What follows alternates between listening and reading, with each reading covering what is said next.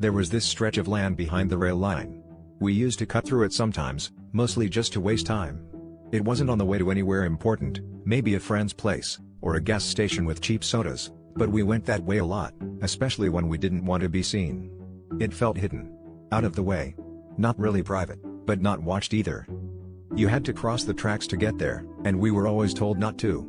Parents, teachers, signs nailed to trees, stay away from the tracks. It was one of those things you're not supposed to do, but no one really explains why. One day, the trail we always used was blocked by a fallen tree, so we took a different one. Just a narrow dip in the brush.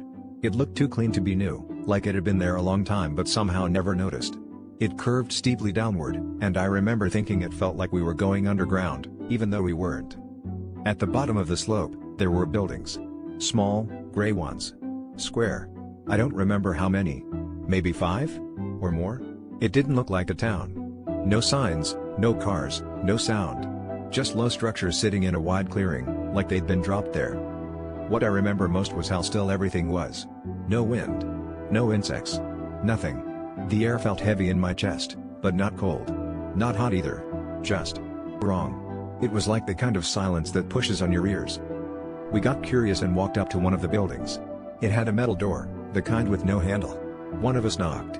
It wasn't my idea. I wanted to go back. We waited. And waited. Just when we were about to turn around, the door cracked open. Not all the way. Just enough to see dark inside. No one stood there. At least, I don't think anyone did. But I knew we were being watched. Not by eyes, exactly. It felt like pressure. Like the air was paying attention. We left.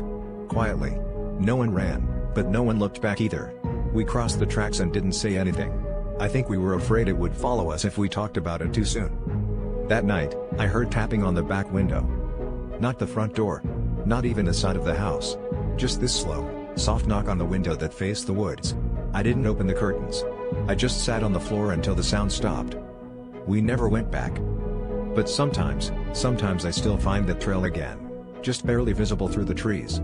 And sometimes, late at night, I get the feeling something's waiting just on the other side of the tracks.